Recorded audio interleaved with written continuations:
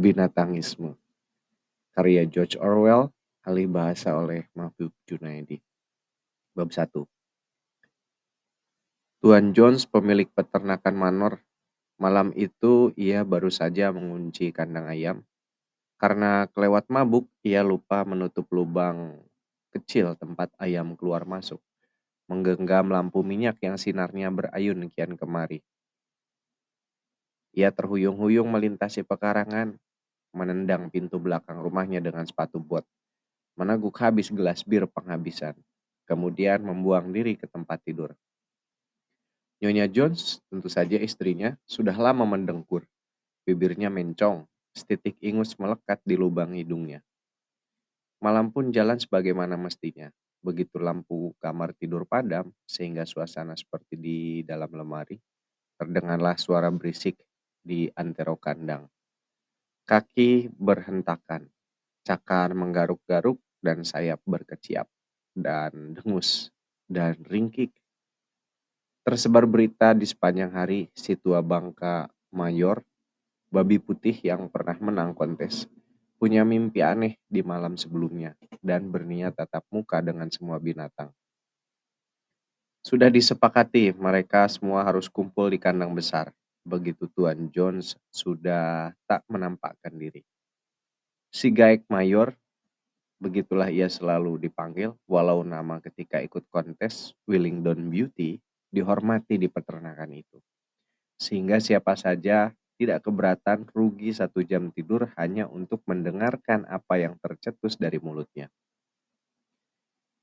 Di penghujung kandang besar itu, di bagian yang agak ketinggian, si babi mayor sudah menata diri dari di atas tempat tidur jeraminya. Persis di bawah lampu gantung yang tercantel di sebatang balok. Umurnya 12 tahun, awaknya tumbuh kekar, namun masih tampak seekor babi yang memikat, berair muka bijak dan murah hati, walau taringnya tak pernah dipotong.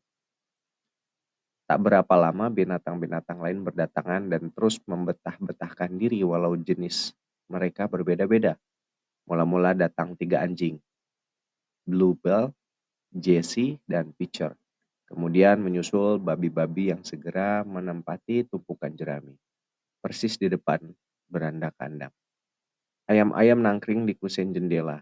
Burung-burung dara menciap-ciap di kaso penyangga atap. Domba dan sapi menelungkup persis di belakang babi-babi, seraya memamah biak. 2 kuda penarik kereta, Boxer dan Clover, datang berbarengan, melangkah gontai berhati-hati. Takut kalau-kalau telapak serta kukunya yang perkasa itu menginjak lumat binatang yang kebetulan tersembunyi di bawah jerami. Clover, seekor kuda betina bertubuh gempal, keibuan, dan sudah separuh baya yang tak bisa lagi punya potongan sebagaimana dimilikinya sebelum bunting dan beranak.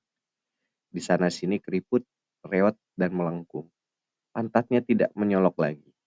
Sedangkan Boxer, benar-benar kuda penarik kereta yang tinggi besar, ada barangkali 18 jengkal.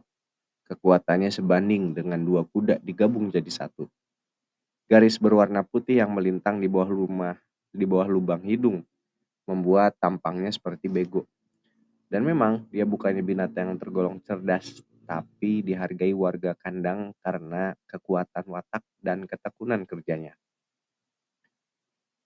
Sesudah kuda datanglah Muriel, seekor domba putih. Kemudian Benjamin, seekor keledai.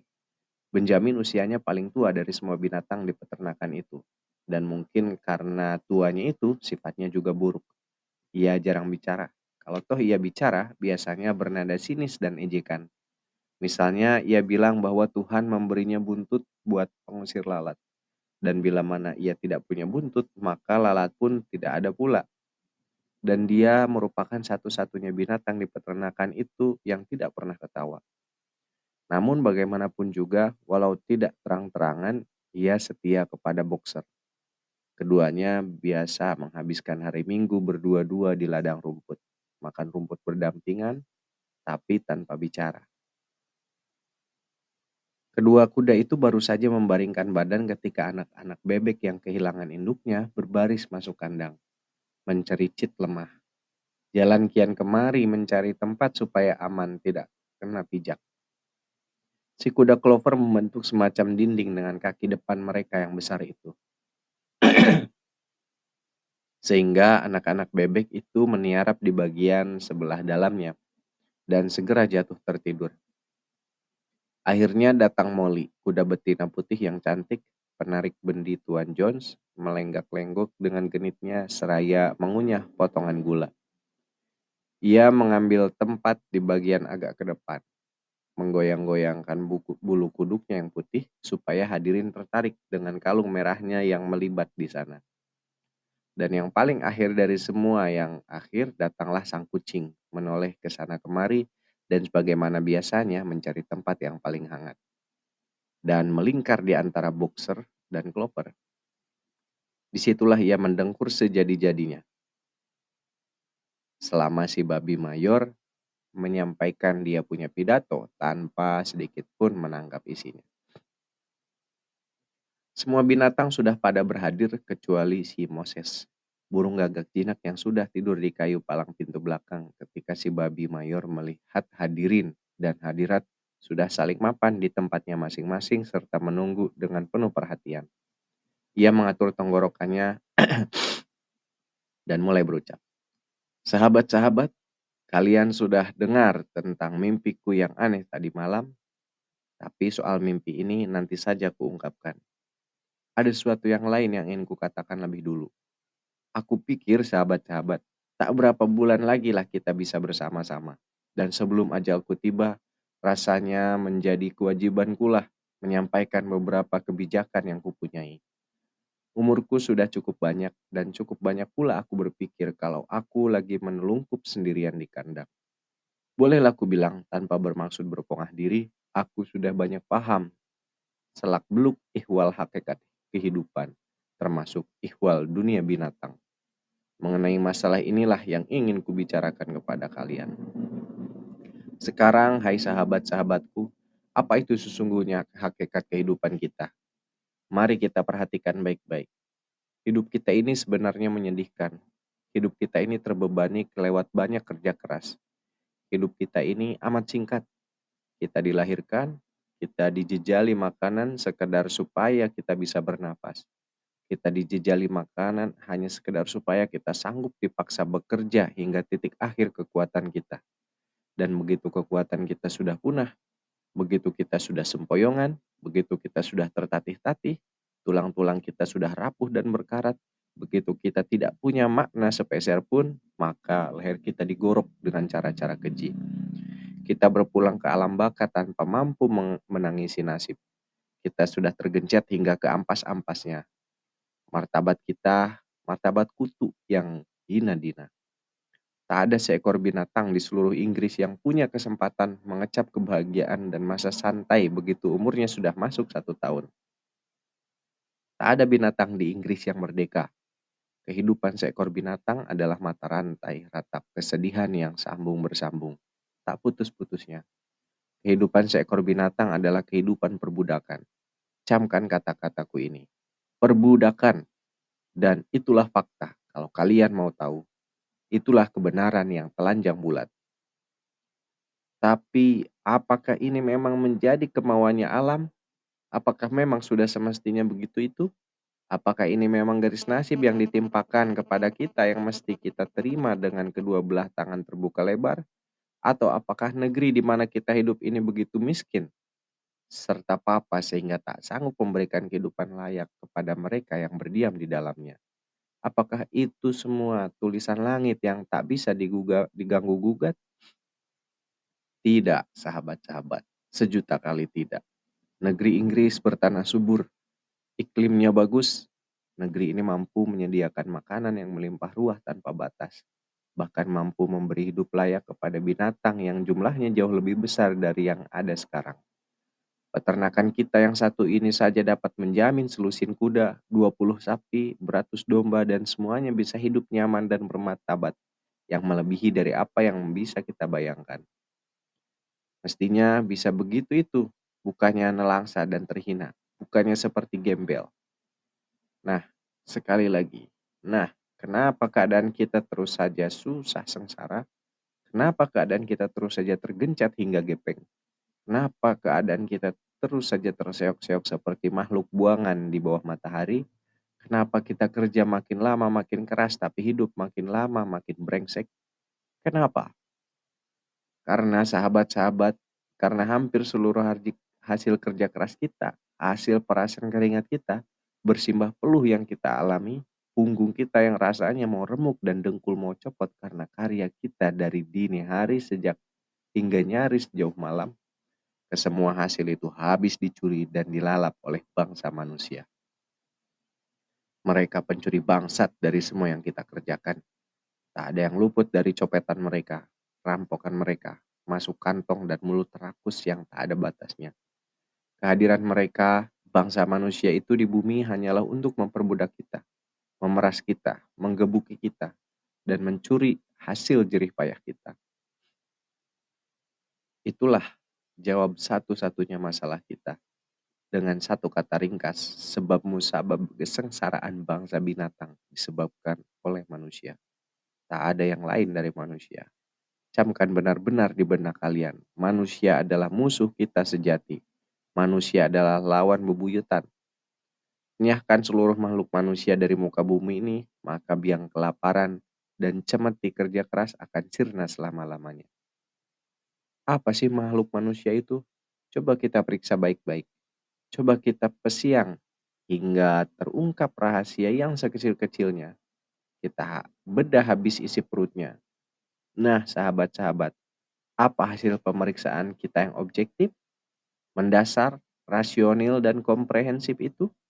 Manusia adalah satu-satunya makhluk di atas jagat ini yang bisanya cuma jadi konsumen, tapi bukan produsen. Mereka menginjak kita seraya mengunyah permen. Mereka tidur terlentang di atas genangan keringat para binatang. Manusia itu garong yang tiada duanya. Apa mereka meneteskan susu? Tidak. Apa mereka bertelur? Sambar geledek? Tidak.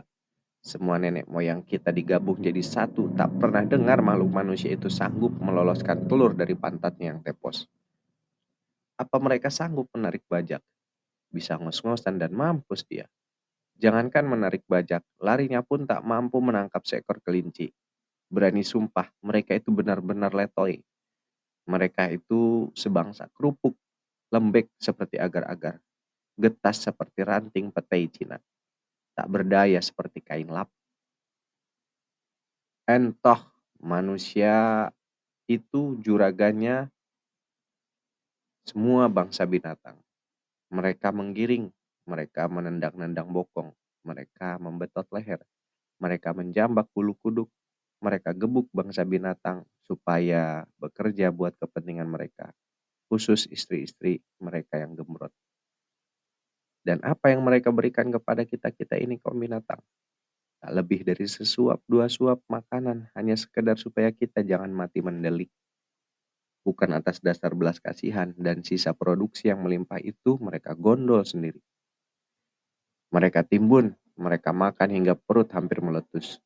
Sungguh berpengalaman benar keparat itu dalam hal kuras menguras. Dan coba dan coba perhatikan ini baik-baik. Para pekerja kita membalik tanah, meratakan tanah, mengemukkan, mengempukkan tanah supaya bisa ditanami. Tai kita semua tidak terkecuali menyuburkan tanah itu. Tai kita yang membuat benih mereka. Tai kita yang membuat benih merekah.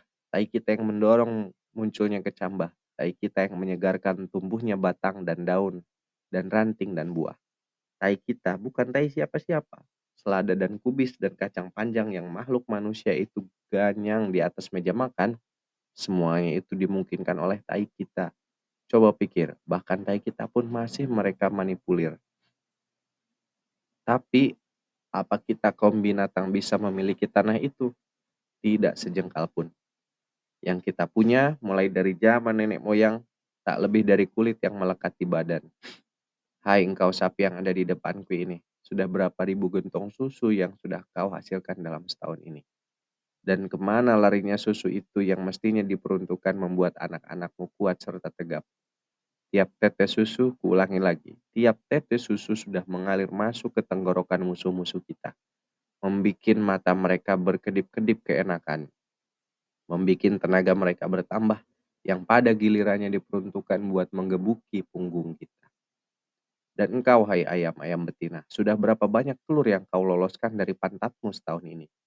Dan berapa dari telur-telur itu kau tetaskan jadi anak-anakmu? Tidak banyak, karena sebagian besar telur-telurmu itu dilego di pasar-pasar dan uangnya masuk kantong orang macam Jones, serta cecunguk-cecunguk sebangsanya. Dan engkau, Clover, di mana dia itu keempat anak-anakmu yang kau sudah lahirkan susah payah, yang kau harapkan bisa membantu dan memberi kesenangan kepadamu di hari tua? Mana? Tidak ada. Mereka sudah dijual begitu umurnya sampai setahun.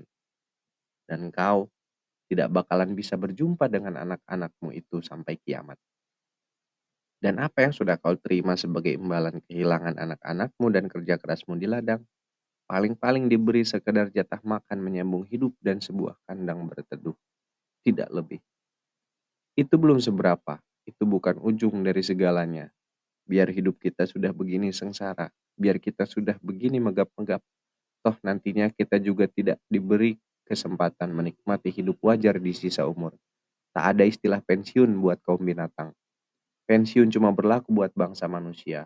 Karena mereka pembuat aturan. Maka mereka bikin aturan yang mengenakan diri mereka. Habis perkara. Sahabat-sahabatku, buat diriku sendiri aku tidak menggerutu. Aku boleh dibilang beruntung.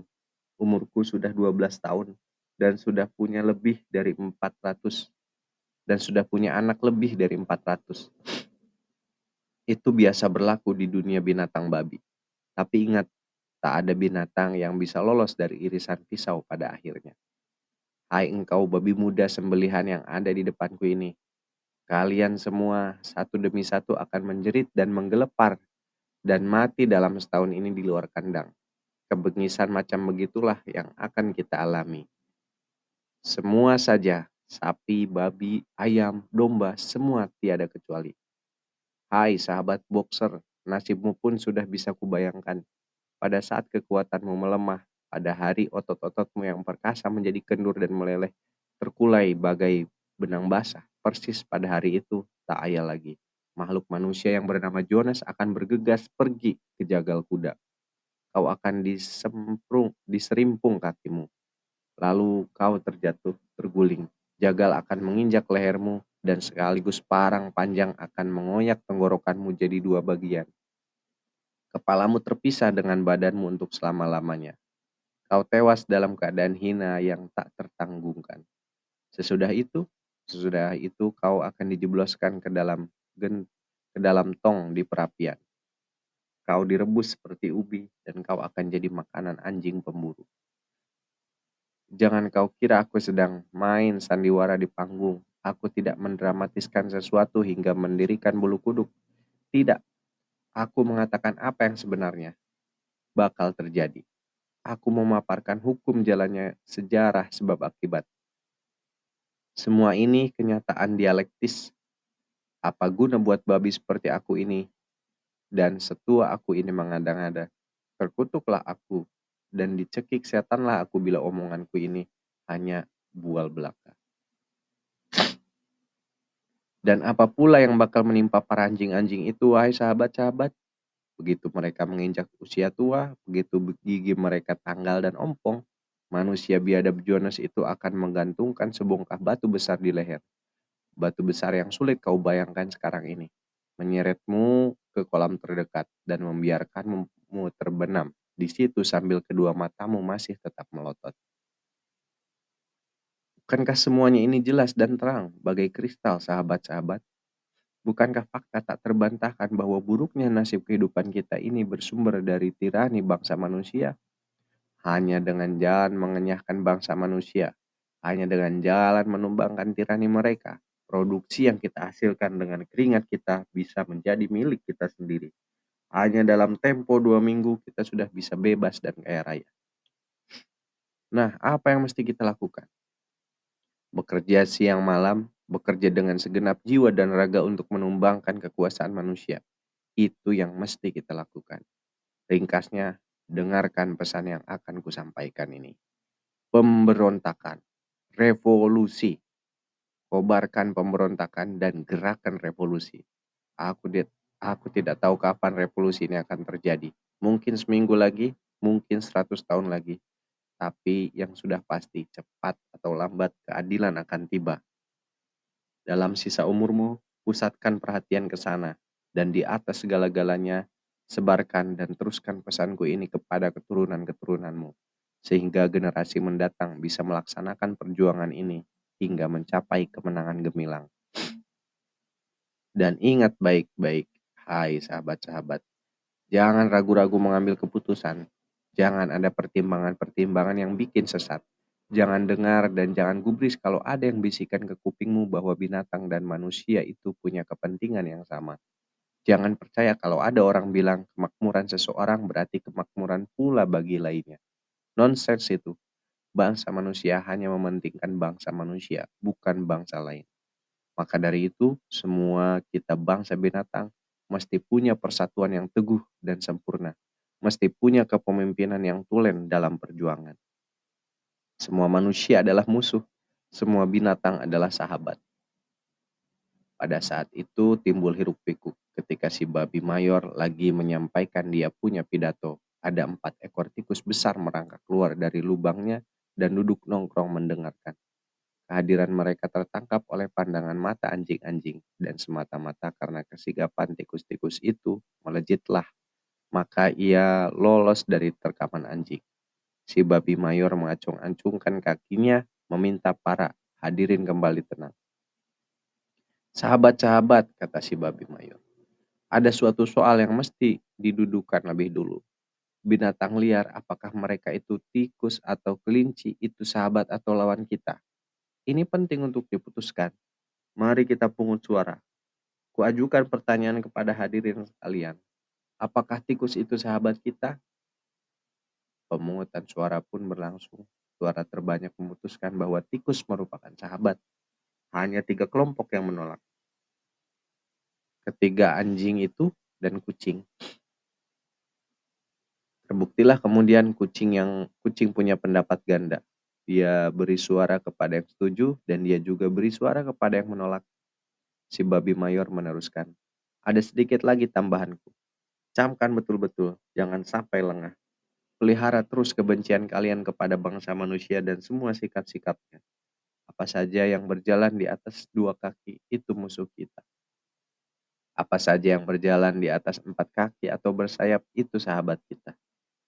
Dan ingat, dalam perkelahian melawan bangsa manusia, jangan sekali-kali kalian meniru mereka.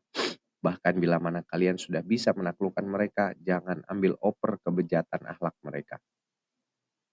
Binatang tidak boleh tinggal di suatu rumah. Tidak boleh tidur di tempat tidur. Jangan pakai busana, jangan minum alkohol, jangan merokok tembakau, jangan sentuh uang, jangan berdagang. Semua kebiasaan bangsa manusia itu jahat. Dan kupesan wanti-wanti, jangan ada binatang yang jadi tiran atas binatang lain. Kuat atau lemah, cerdik atau dungu, semua kita bersaudara. Tak boleh binatang membunuh sesama binatang. Semua binatang sama derajat. Dan sekarang sahabat-sahabat, sekarang akan kuceritakan apa gerangan mimpiku tadi malam. Aku tidak bisa menggambarkan mimpi itu kepada kalian. Itu mimpi tentang keadaan bumi bila mana bangsa manusia sudah sirna. Tapi mimpi itu mengingatkanku kepada sesuatu yang sudah kulupa. Bertahun-tahun yang silam ketika aku masih seekor babi kecil, ibuku serta babi-babi wanita lain biasa menyanyikan sebuah lagu lama. Mereka cuma tahu irama dan cuma hafal 3 kata pertama. Aku tahu irama itu waktu masih anak-anak, tapi sudah lama lenyap dari ingatanku. Kemarin malam, lagu itu muncul kembali di mimpiku. Dan bukan sekedar irama yang muncul, melahirkan pula kata-kata dan liriknya. Dan yakin aku, itulah kata-kata yang pernah dinyanyikan oleh para binatang bertahun-tahun yang lampau, yang sudah dilupakan selama bergenerasi-generasi. Nah, nyanyian itu akan kunyanyikan untukmu, sahabat-sahabatku. Umurku sudah tua, suaraku sudah serak berantakan. Tapi kalau sudah kuajarkan iramanya, kalian bisa nyanyikan itu sendiri. Lagu itu bernama binatang-binatang Inggris. Si babi mayor merapikan dia punya tenggorokan dan mulai angkat suara. Persis seperti diakuinya. Suaranya amat berantakan, tapi ia menyanyi cukup layak. Sebuah lagu yang iramanya memikat, rasanya seperti antara lagu Clementine dan La Cucuracha. Beginilah liriknya. Binatang Inggris, binatang Irlandia, binatang dari negeri mana saja, dari cuaca apa saja, dengarkan senandung gembiraku, senandung agung zaman dahulu. Cepat atau lambat harinya akan tiba, tirani manusia akan habis sirna. Dan tanah seluruh Inggris tercinta cuma diinjak kaki binatang semata. Rantai di leher akan tiada, beban di punggung akan mereda. Kekang dan cemeti lenyap selama-lama. Gebuk dan hardik menghilang pula. Subur makmur tiada tara, gandum, jagung, beras dan ketela, rumput dan kacang serta selada menjadi milik kita tiada duanya. Mentari akan bersinar di Inggris Raya, airnya lebih jernih bagaikan kaca. Anginnya berhembus bagai usapan sutra pada hari kita semua merdeka. Menuju ke sana kita mesti bekerja, kendati mesti mati sebelum terlaksana. Sapi dan kuda, kalkun dan angsa, semua mesti berkorban buat bebas merdeka. Binatang Inggris, binatang Irlandia, binatang dari negeri mana saja, dari cuaca apa saja. Dengarkan senandung gembiraku, senandung agung zaman dahulu. Nyanyian ini membuat binatang-binatang yang sedang kumpul itu menjadi kesetanan. Belum lagi si babi mayor menghabisi lagunya, mereka sudah ikut membuka suara. Bahkan binatang yang paling tolol pun sudah bisa tangkap iramanya dan beberapa bait lagu, sedangkan yang lebih cerdik seperti anjing dan babi sudah hafal seluruh bait hanya dalam beberapa menit. Dan kemudian sesudah mengulangi sedikit latihan, seluruh kandang menyanyikan lagu binatang-binatang Inggris bersama-sama, bagaikan guntur. Sapi dengan suara rendahnya, anjing dengan suara ratapnya, domba dengan embikannya, kuda dengan suara ringkiknya, angsa dengan lengkingnya. Begitu senangnya sehingga tak kurang dari 5 kali terus-menerus mereka nyanyikan.